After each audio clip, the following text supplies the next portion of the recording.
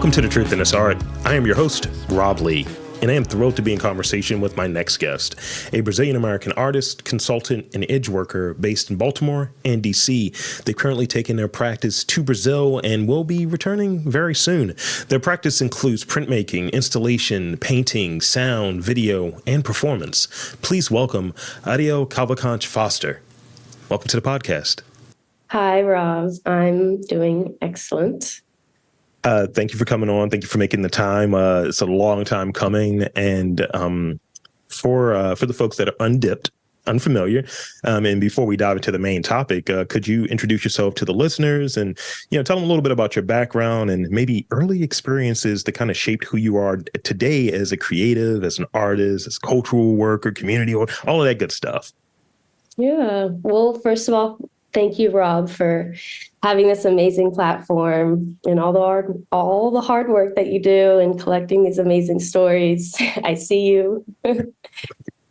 And so I'm Ariel Cavalcante Foster, and I consider myself a cultural edge worker, pushing those boundaries, someone that expands, pushes, transforms our current systems so that we can open ourselves up to our greatest potentials, really letting ourselves shine.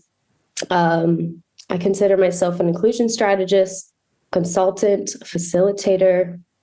I have an art practice and mainly mediums like printmaking, installations, painting, sounds and video and performance. And most recently, something that I'm really excited about is that I've just received training in holistic healing practices that have really deepened my embodiment work and my service to others.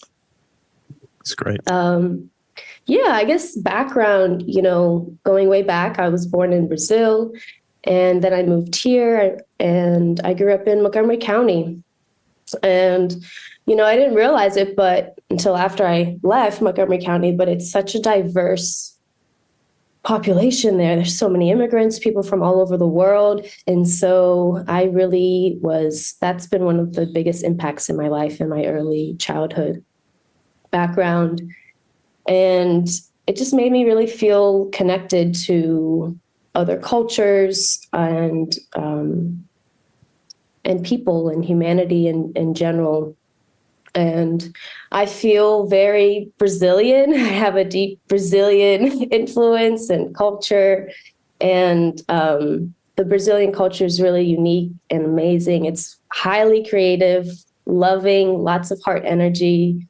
And I didn't really get to see so much of that reflected in the US growing up here.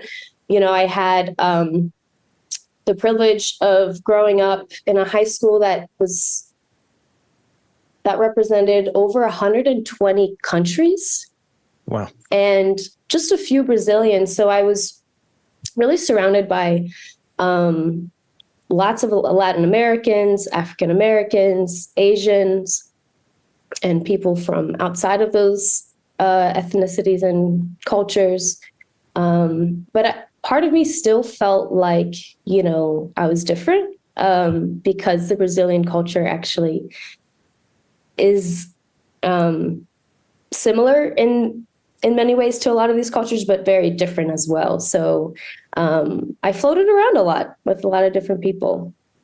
And then later, I going into college, I felt like I got like a white shock because like a cultural shock, because basically everyone there was white and I just wasn't used to that. The only time I was used to just like whiteness was my dad's side of the family, who's all white. And so I understood that dominant culture in my own family.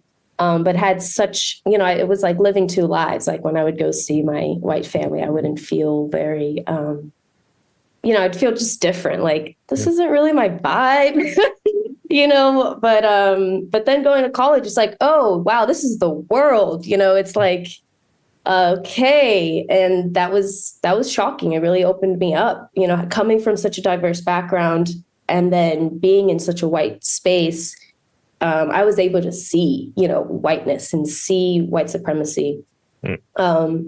And so being able to see became kind of like my superpower at the beginning. And around that time, there was a lot of, it was just, in terms of my generation, we were just starting to become more conscious of social movements and consciousness movements. And so that also, it was all happening at the same time, like my own awareness shifting to look at whiteness. And speaking of jazz, we were speaking about jazz earlier. I had an experience that really also kind of shifted my look into this anti-racism work. Yeah. I was doing a presentation on the history of jazz and how it shaped so much of our American music. And, I was coming in with good intentions. I was coming in to give credit to so much of the influence of Black culture, of African Americans, giving that credit to where it was due and how much has a powerful influence in our American culture.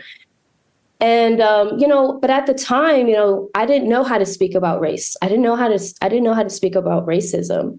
And so I got called out for that. Like some of the languages and the, like how I felt on the inside did not come out clear. And that really started a conversation in the classroom, and it started a conversation within within me internally. And so at that moment, I realized that I needed to check my own identity. I needed to check my own whiteness, the narratives that I told myself, and see how white supremacy shaped me and has shaped our language and our culture. So that really kicked off this work for me. Thank you. Oh, it's I don't know why at the end I started thinking of like when whiteness keys in on something that is ethnic in its roots or non-white in its roots. It's like, oh, that's when you have like tacos with that little like metal tray that holds it up. It's like, nah, this isn't authentic. This doesn't quite fit, does it? And I think when we encounter that thing, whether it's from, something as like universal as food, like Taco Tuesday feels real weird, right? Or something like even more deep and broad, like one's music, one's cultural identity in that way.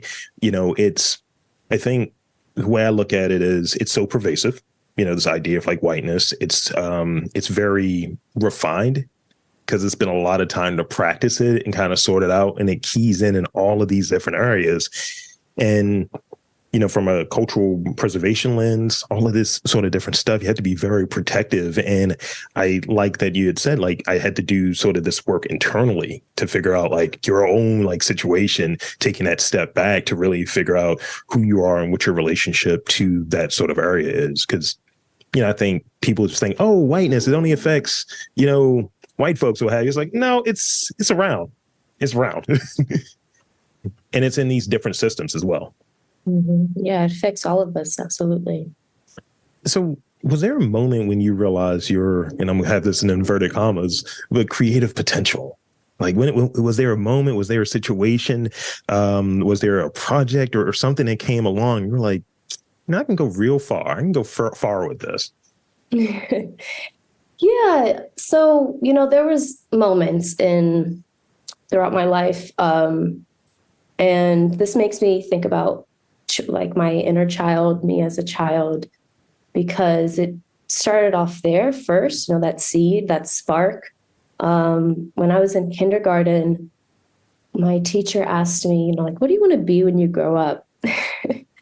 And I said an artist. Like, I didn't even know, like, I didn't know where that came from. I was like, oh, I want to be an artist. Like, I don't even know I guess I knew what an artist was, but it's like a kid at that age we're just so connected to our essence that, so she was kind of surprised by that. And then she was like, well, what kind of artist? And then I was like, no, like art, like all of it, all, and I even knew that I was going to be doing a lot of different, types of art. It wasn't just like, oh, I'm going to be a painter.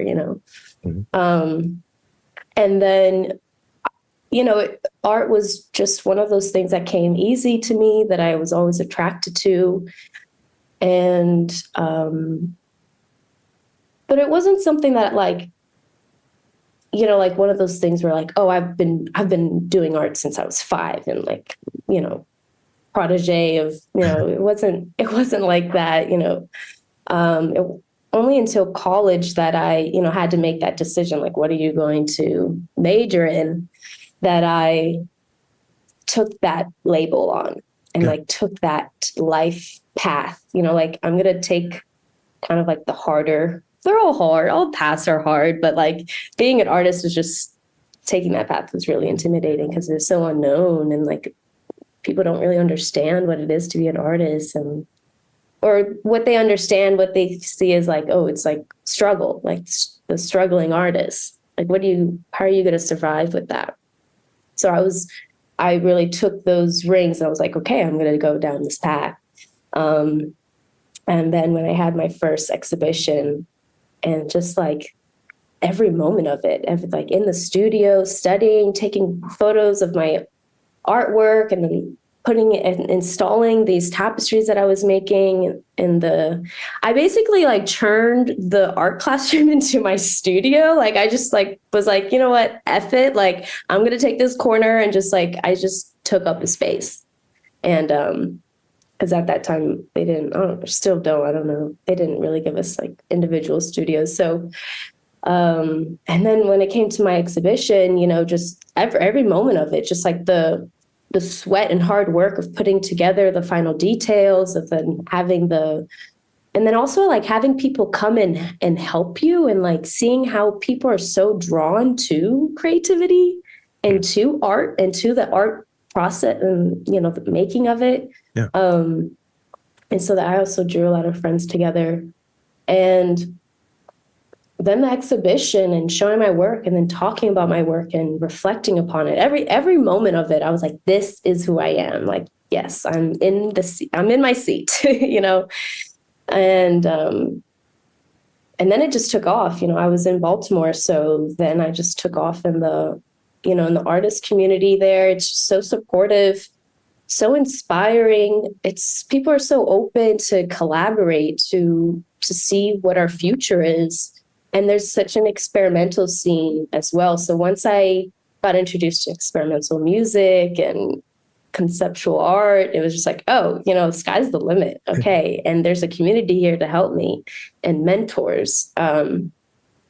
So I've had many mentors along the way that have also really helped my growth as an artist. So I want to go back a little bit and ask you this question to go back to move forward, as they say. So in terms of like, themes and like main ideas, and even the questions that you may be asking yourself within the process, within the sort of incubation, the ideation process of, I know I want to do something creative, and you work in various areas creatively. Like, what are the key themes, ideas, and those questions that you're asking yourself when you're going to embark upon a creative pursuit? So, yeah, I guess it's like continue on at this exhibition. My first exhibition is when I realized what questions I was asking myself and what energy I was expressing. Yeah. And what I learned at that moment is that I was expressing spontaneity, like I was expressing like that was my question. Like, what is inside of me? And it becomes a very subconscious process. It's like, you don't have to understand what you're doing. You don't have to understand what is coming out of you. It's like the main question for me to start off is like, just what's inside of me? Like, what is untold? Like, what part of my perspective is going to fill in the ultimate truth, the larger supreme truth of it all. Yeah. And spontaneity and rawness and experimentation really helps me open up and let that stream out. So another question is like, what is my channel? You know, I love saying like everyone's a channel. And so what is my channel? And at this time I was printmaking tapestries. And the way that I was printmaking was dancing over the linoleum blocks on fabric. And so I was already doing like performance, dance, movement, installation, printmaking all in one moment. And it made me think about like, what is the energy that I'm imbuing, transmuting into the artwork? So you have a piece of artwork that's, let's say it's 2D, and there's information there, there's visual information there, but there's also what I feel like there's like, it's like enchanted. It's an enchanted object. I feel like art is an enchanted object with literal energy like radiating from the piece. And I saw that in my work. People have said that. People were like, your work's energetic. It's like, that's interesting. It's like you see a representation, an image, and you call it energetic. I was like, that's awesome. So I really just ran with that. It's like, okay, like, yeah, what is the energy that I'm putting into this work?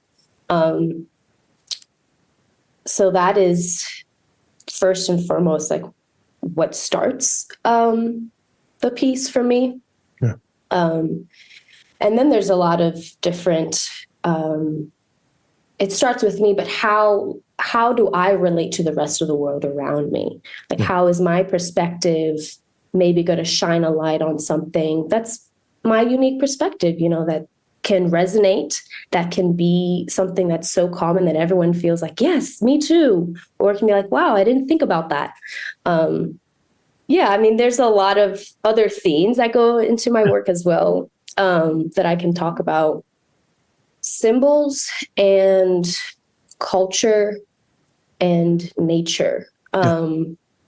So again, at my first exhibition, I realized that I was really drawn to symbols and the symbols and culture, beginning with indigenous cultures, like ancient symbols, like the cross, or just like the spiral or the square. You know, it's like, what are the things that are just integrate, like a part of innate in every human being, in our human story. And I feel like that kind of goes beyond borders, goes beyond cultures, and it speaks to, again, this like subconscious language that we've created for ourselves. So traveling, a lot of my work is inspired by my travels and travels to natural, like nature, abundantly nature places, forests, jungles, rivers, the elements, countries that have a rich biodiversity. And nature always comes back to my work, plants, the elements, and our relationship to nature. And it can go, you know, like we are nature. So these are again, like connecting humanity to something that's grounded and something that's universal, something that's ancient, and that continues to live on in our symbols. And there's definitely like a healing and spiritual, like art for me is very sacred. The studio space I feel is very sacred. And there's a lot of healing that goes into creating this work. Yeah. And so that also ties into the questions that I ask, like, how can I represent something that's invisible? How can I represent something that's conceptual and that maybe can't be said in words? Right. Like a symbol holds so much information, and it's just like, it's an image. It's a representation of not just a word, but a whole concept, a whole culture, a whole religion. You know, it's like, how can my artwork be a symbol for these ideas and these reflections that I'm having within my own internal processes, and the reflections that I'm having about society. And so I really look to represent sacredness in nature, sacredness in the human body, representing the human body, representing invisible forces like energy, and all of those multiple dimensions. So, and thank you, because I have, I think, 3, maybe 4 more questions, but I at least want to comment on it. Going back to one of the things you were touching on with like symbols, and it's something that can be felt like universal, right? Like, oh, this goes over, but it gets past like language barriers, cultural barriers. It's like, I know what that symbol means, what have you. I can relate to that symbol. I've really been thinking from a preservation lens of like, again, the importance of, if something is this, sure, we can modify it. We can change maybe the definition of a word or what have you, or what something may represent. But generally, it's deemed that for a reason.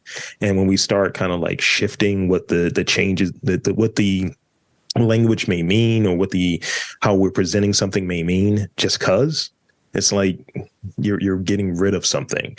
So what are some of the conditions? And I think you touched on it a bit, like nature, I heard, but what are some of the conditions, like the attitudes, behaviors that support creativity, innovative thinking?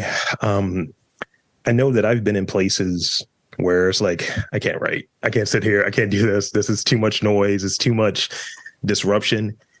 And I find that something that is almost boring. So like in doing this podcast, I've been back and forth to like Philadelphia or New Orleans for whatever reason. I don't know if it's the rocking motion in the train. It just makes me want to pull out the notepad and come up with questions and write down ideas. And that's a condition. And I'm just like feeling in this sort of, I'm headed to the sort of creative contribution place.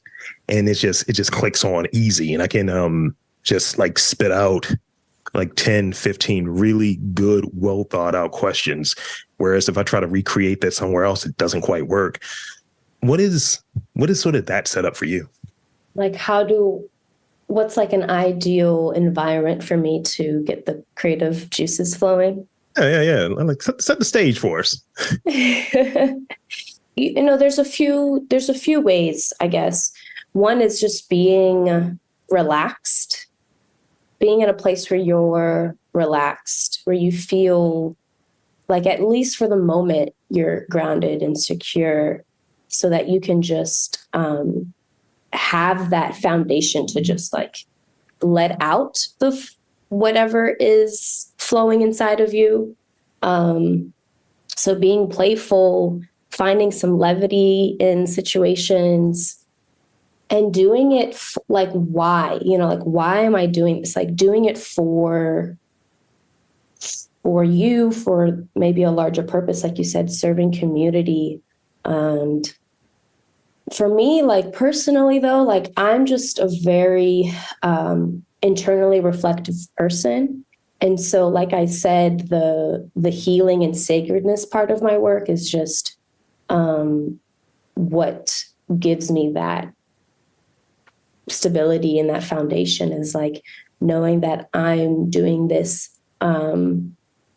to express myself. And that is what's healing about it, to be spontaneous about it.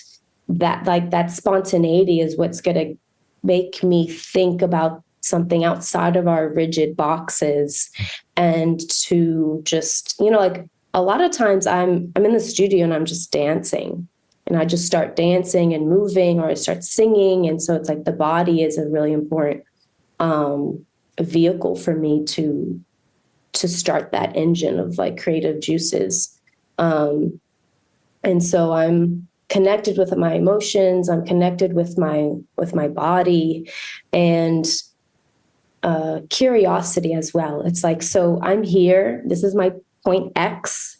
These are, the ideas that are flowing out of me. And what am I curious about? Like, where is this direction going towards? like for me, like these questions that you like, the questions that I ask myself, it's like the invisibility, this energy, these symbols. It's like, how can I investigate the symbols in our culture? So research is really juicy for me, like investigating, reading, doing research, looking at images and colors. Also, I love colors and studying light. And so at this moment, it's like you're in the playground and you're just like getting your hands on everything. It doesn't have to make sense, like journaling and just asking yourself questions. All of these things for me is a way to just get out and going. And then later on, there comes the process of like, okay, so everything's on the table here. How can I start to connect the pieces and make the connections? And how can I translate with something that's inside of me that's conceptual and comes from the non-language?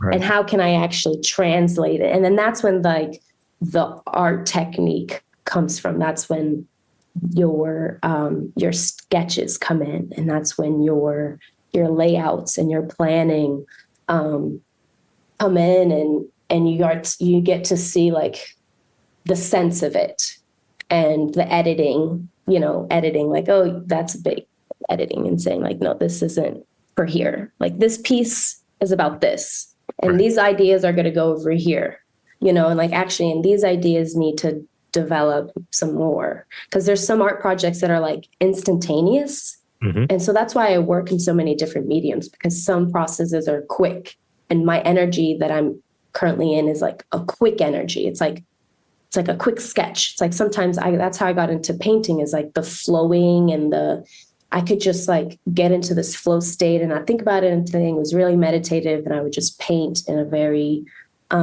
expressive and fluid way, sometimes certain styles. And then like the printmaking was like very studious and takes many sketches and lots of research in terms of like the representations and the symbols that I'm going to be using.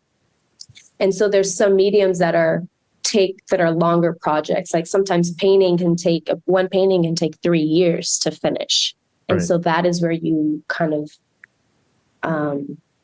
so this energy of like maybe a quick writing prompt for yourself is like just to get some ideas out. And then you go back, and for me, like, and then I go to painting, and then I'm like, okay, I'm going to get this, channel out and paint. And then I'm going to go to my movement and performance work to practice my movement and condition. There's some techniques and things that you're just doing to stay in practice and stay in conditioning. That's good. And it's like, as I was expecting, I was going to get one of the answers for another one of these questions I had in there, because I had this question about when one gets unstuck, how do you get unstuck? How do you disengage? But I think I got a sense of that there. It's like being able to be in sort of multiple mediums. It's like, well, this is going to need this energy and this sort of requirement of me, and I can kind of dive into here for a bit. And, I have this energy. I'm kind of riding this. This is going to sound ridiculous, this creative Holy Ghost, kind of riding this. And I definitely have heard folks talk about that, where I've heard anything from the sort of digital to analog loop. Like if you're doing something super digital, it's like, I need to do something with my hands. I can't be typing right now. Or even this thing, like, I try not to write down any of my notes. I try to avoid writing down any of my notes for questions or ideas, or who would I think would be an interesting interview? Like I want to talk to a tap dancer for some reason. You know what I mean? Like that's something I really want to do, because I'm curious about, how many blisters do you get? What's up with those bunions? How your feet feeling, bro? I want to learn about that. And I might put that down as, all right, this is definitely something that's going to be digital. I need to send those emails out. I need to make sort of a list here. But when it comes down to like questions, because I want the imperfections in, I got a notepad. I've got the scratch out marks, all of that stuff, because I don't want to lose anything once I've tapped into whatever that creative source is. Yeah, absolutely. And, when you're in this like creative funk, I feel like it's important get out and speak to people, because a lot of times we can get in our own heads. And so to just really be honest with people that you feel safe, and that, like, hey, I'm feeling funky, and, someone can just like pick you up a little bit, or you just have that space where you can just kind of unload, and like, this is what I'm going through, like, da da da da da da, and just like see that you're not alone, and that there's people out there that you can ask for help. I was listening to someone that I do guided meditations with, and they said that depression comes from people who can't ask for help or speak up or express themselves. And that just really resonated with me, and it felt like it really hit home for me. It's like, wow, so many of the times when you do feel depressed, you're so depressed that you don't even like want to talk to anyone. And it's like, that's literally what you need at the moment, is to like get out and hear some other new perspectives and breathe some life into something that is stuck, like it's stuck. There's something there. It means that something is there. It could be like a cry, it could be a yell, it could be a complaint to the world, but it's like to get out that frustration. Meditation really, really helps me as well to get unstuck in terms of like just seeing what's there internally. All right. So I think that's a good spot for us to shift into this portion. And then we got some, we got the rapid fire left. And then we have like sort of this shameless plugs portion left. That's that opportunity, that space opportunity. So rapid fire, you know how this works. Let's see. Here's the first one. You said, colors are a thing for you, so what are three of your favorite colors? It was, what is your favorite color? And I was like, nope, you don't ask an artist that anymore. What are three of your favorite colors? And, what do they mean to you? What do they represent to you? Ooh, I love this question.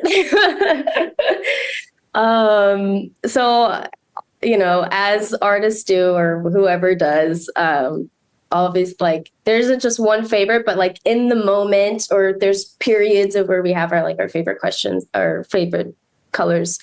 Purple has like always been my favorite color, so I'm just have to shout out purple. Purple's number one. Orange, purple, orange, red. Purple, orange, and red right now. And so for me, purple is like me. That's my aura. Purple aura. Or that's my aura. I'm purple. Red right now, I'm like channeling red, because red is like the first chakra. And so that's your passion. That's your security. That's when you feel stable. That's when you feel connected to like this grounding, this earth, like your survival, your fears, facing your fears. And so having that strength and that passion to love life, and for me, passion is so interconnected with creative energy. So it also tied into that sexual creative energy. And so I'm channeling this passion to give me that stable ground. And orange is also a creative energy. And I don't think people speak enough about orange. Initially I was just going to be very Homer about it. I'm like, ravens, Oreos, terrapins, red, orange, purple. There you go. Yeah. No, but I think it made a lot of sense what you said there, because I look at some of the pictures, like people ask me like, do you just take all of the pictures at the same time? And I was like, no, because my hair is at different degrees of baldness. So I'm taking it at different times, but I'm always wearing my burgundy hoodie. And I was like, oh, I'm wearing red. And burgundy is the shade of red that I like. I like to call it ox blood, the blood of my enemies. But I like that for a reason. And it definitely sort of connects. I like these sort of midtones. I'm always in some midtone or black or something like that. And my favorite color for a long time was gray. And it just, to me, represents neutrality. Just being somewhere in the middle. Like, it could be this, but it also could be this. And it's like, think further, go deeper. That's literally the thinking I have there. Love it. Where have you lived at longest? Definitely Gaithersburg, Maryland, in Montgomery County. It is a suburb of D.C. The big G. It's MoCo. If you know about Montgomery Village. Shout out to the village. It's very inside baseball right there. I like it. Let's see. I got two more for you. If you weren't an artist, what would your dream job be? I was listening to an interview of Elon Musk, and he says he wishes he could work less, and that meant 80 hours a week. And I was like, wow, I've got some work to do. It's like, okay, inspiration. And then I was like, you gotta think big, you gotta think bigger. Like, and I want to have dream job would be like some global representation, like being on top of like a platform that reaches the globe and reaches the world, so that my idea is this idea of being an artist, of seeing the future, and all of this decolonization and community building, where all of this stuff can be on a platform that's speaking to a global audience, so that I can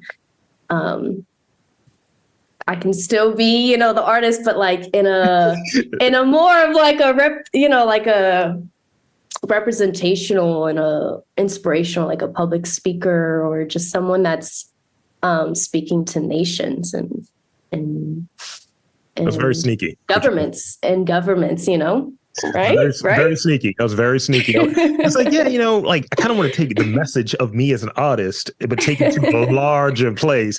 I'm just a communications person, a conglomerate, whatever, Yeah. Okay. This is the last one.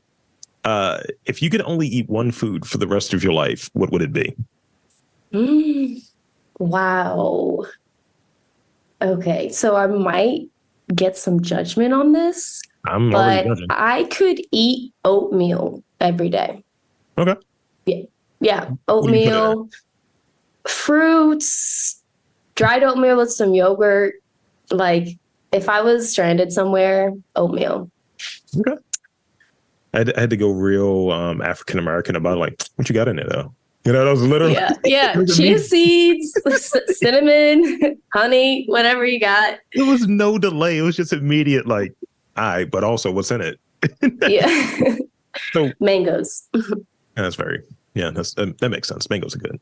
I have some dates downstairs I need to get loose on a little bit. So in these final moments here, one, I want to thank you for being on this podcast. It was a treat to chat with you. And two, I want to invite and encourage you to share anything you want in these final moments. And please include where folks can check you out, learn more about your work, social media, website, all of that good stuff.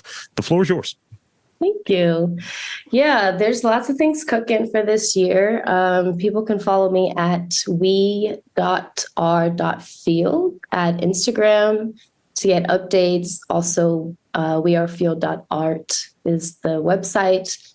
And I'm really excited to start my Embodied Arts project, or I've already started this year. We've started the Embodied Arts project, which is a platform for performance artists and embodiment guides to do performances, performance video screenings and events, immersions, experiences.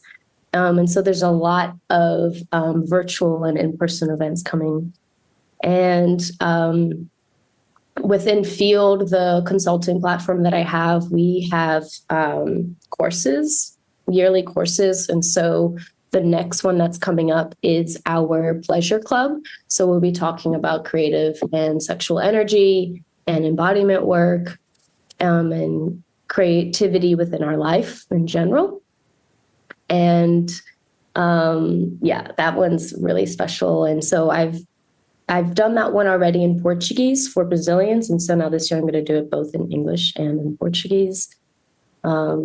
And I'll always have my social awareness courses and embodiment workshops. So just stay in the loop.